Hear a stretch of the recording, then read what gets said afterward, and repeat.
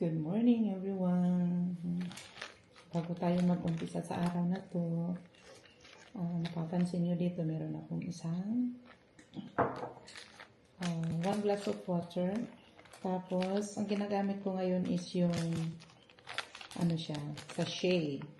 This time, ginagamit ko ang 4 na sachet sa isang araw. Ayan. Tuturo ko sa inyo kung paano po paggamit ang ating napaka-healthy iniinom bago tayo mag-start ang bagong umaga, bagong buhay. Ayan.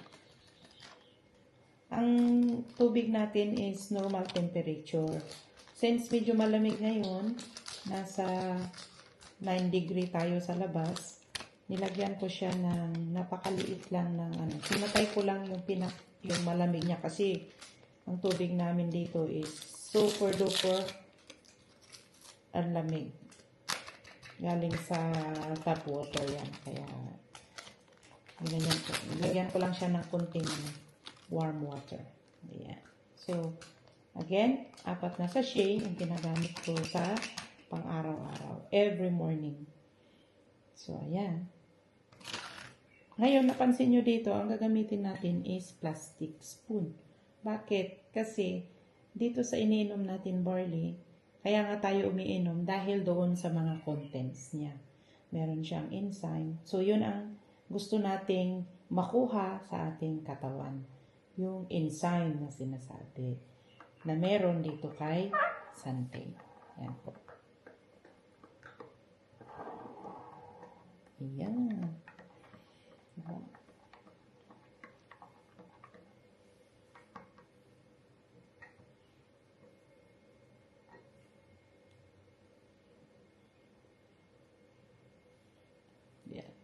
Minsan hinahayaan ko lang muna siya ng medyo mag-subside ng niya, yung powder, bago ko fully i-mix.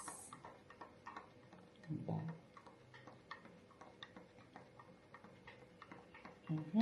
So, I think pwede na siya. Napapansin niyo. Yan. Diba? Oh. Ginagamit ko ngayon ang aking best friends. Si Lila. Ayan.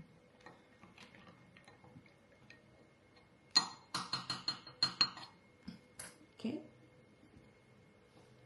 So, hello. This is how I look.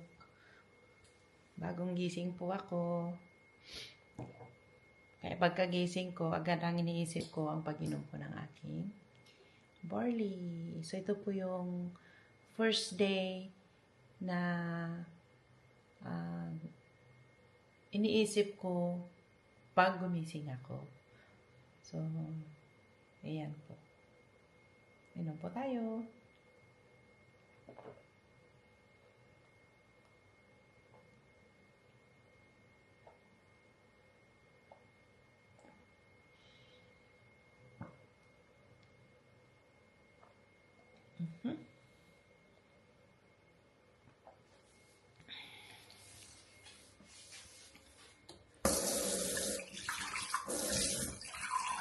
Lima ko na rin.